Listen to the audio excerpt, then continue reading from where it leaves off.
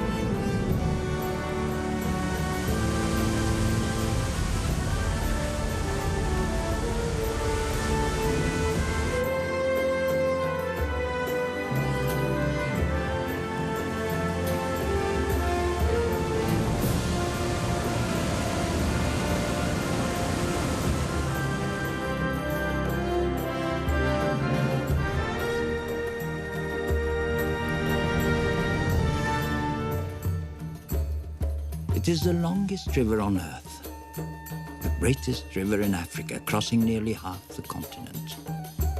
It is born of two rivers, the White Nile, which rises near Lake Victoria and heads north through Uganda, and the Blue Nile, which descends from the highlands of Ethiopia. They meet in the desert of Sudan, forming the main trunk of the Nile. By the time it drains into the Mediterranean Sea, its waters have journeyed more than 4,000 miles.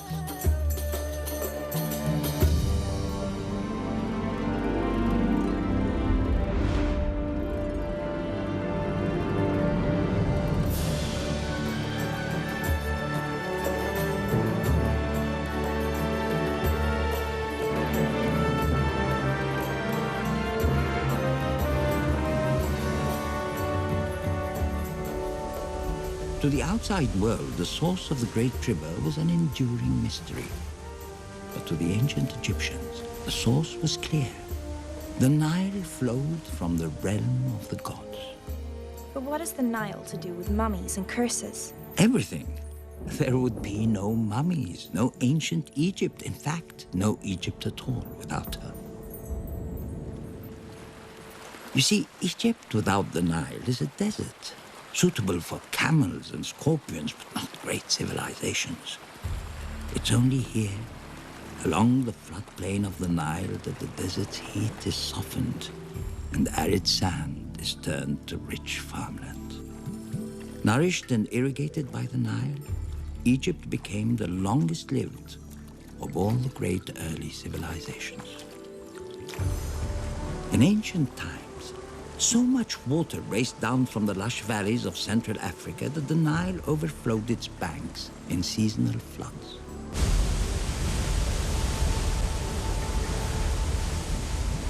Mineral-rich silk was carried toward the desert of Egypt from lands upstream where wildlife flourished.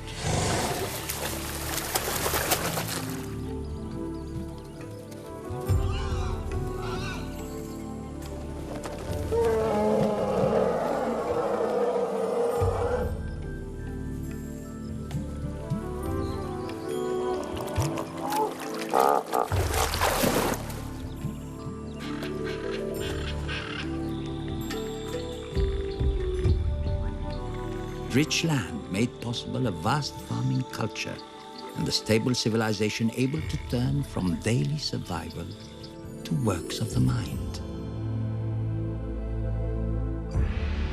Science, mathematics, engineering, and astronomy.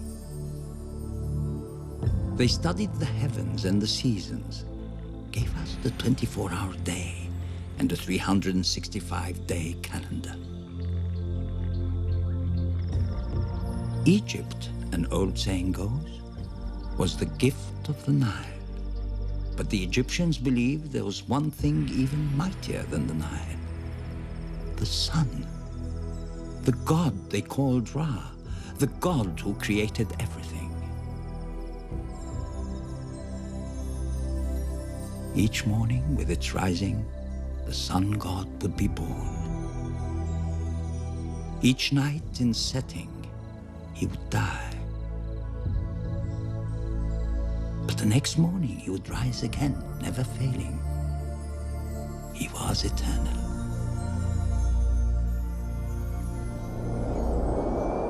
When a king died, it was believed that he became one with Ra. His son, the new pharaoh, became Horus, the falcon, the living god on earth.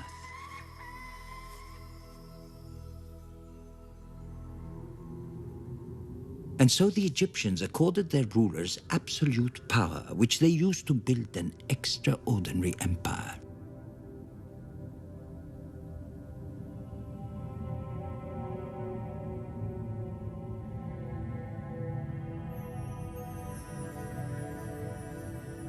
An empire of buildings so enormous and art so exquisite, we are still trying to understand how such wonders were created. How stones from the desert were turned into timeless monuments.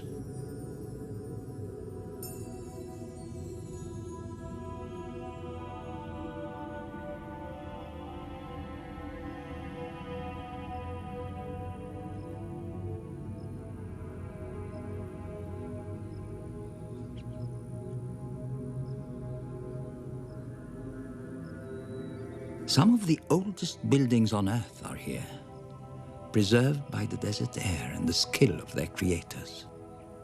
Some are so old that they had already stood 1,000 years when Tutankhamun was born.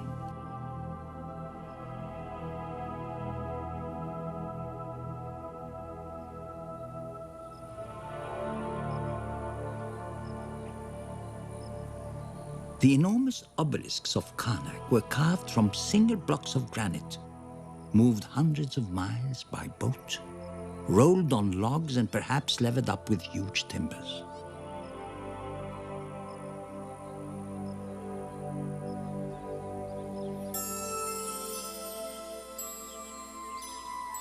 Giant statues of Ramses the Great carved at Abu Simbel are still some of the largest figures ever sculpted from solid stone. We don't know how they did it, but we do know why. To honor the pharaohs, both in life and after death. Honor the pharaohs after death? Does that have anything to do with mummies? Yes.